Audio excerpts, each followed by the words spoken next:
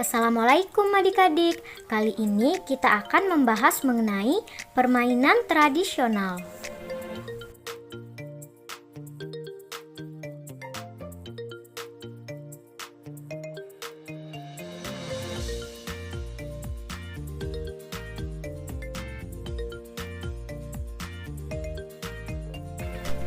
Apa sih permainan tradisional itu? Permainan tradisional adalah permainan anak-anak dari bahan sederhana sesuai aspek budaya dalam kehidupan masyarakat. Kegiatan permainan tradisional punya manfaat loh, yaitu melatih kekreativitasan anak, memberikan stimulus bagi motorik halus anak, kemudian menghindarkan stres dan juga meningkatkan rasa cinta anak kepada lingkungan.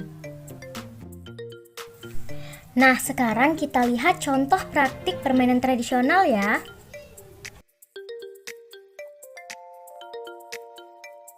Permainan tradisional yang pertama yaitu Cina Buta.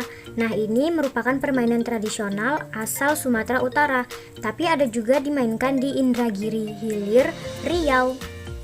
Biasanya dimainkan oleh 10-30 anak sekaligus. Sekarang yuk kita lihat praktik permainan tradisional yang dilakukan teman kalian. Cara bermain yang pertama, anak-anak melakukan shoot untuk menentukan siapa yang menjadi Cina Buta. Anak yang kalah ditunjuk sebagai Cina Butanya.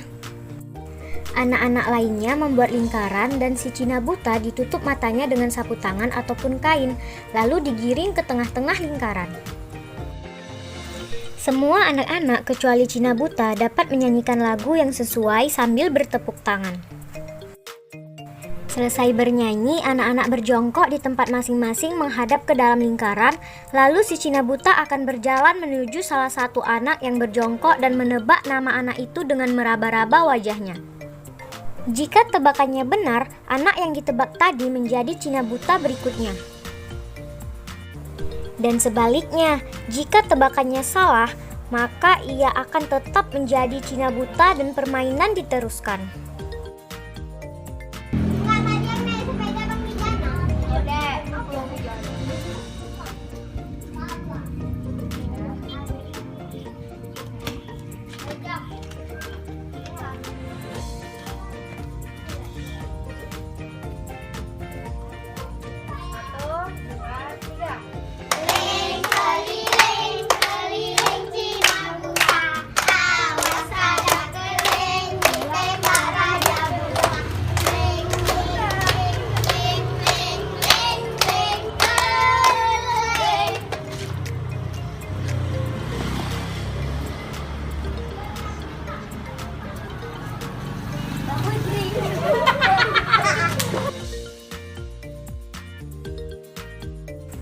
Nah, permainan tradisional yang kedua adalah benteng Cina. Ini merupakan permainan tradisional dari Sumatera Utara yang dilakukan oleh anak perempuan atau laki-laki sebanyak 5-10 orang.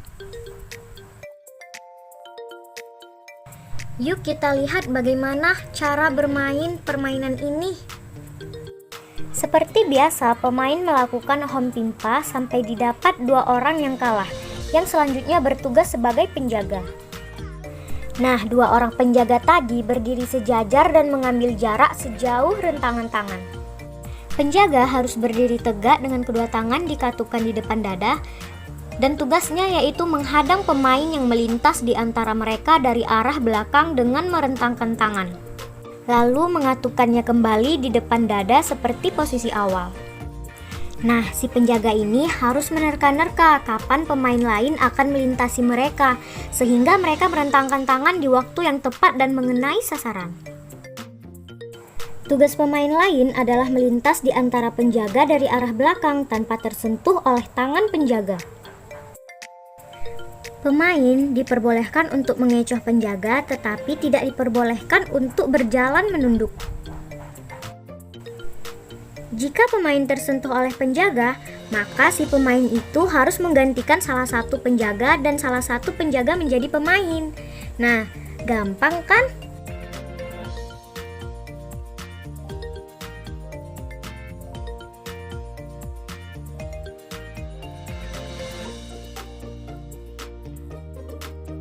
Permainan tradisional yang ketiga adalah congkak. Biasanya dalam permainan ini sejenis cangkang kerang digunakan sebagai biji congklak, dan jika tidak ada, kadangkala digunakan juga biji-bijian tumbuhan. Yang pertama, kita harus mengisi lubang congklak, di mana satu lubang terdiri dari 7 buah cangkang kerang atau biji tumbuhan. Isi semua lubang congklak kecuali 2 lubang besar di kedua ujung congklak. Lalu kedua pemain melakukan shoot. Jika salah satu pemain memenangkan shoot, maka dialah yang berhak memulai permainan terlebih dahulu. Mudah kan adik-adik?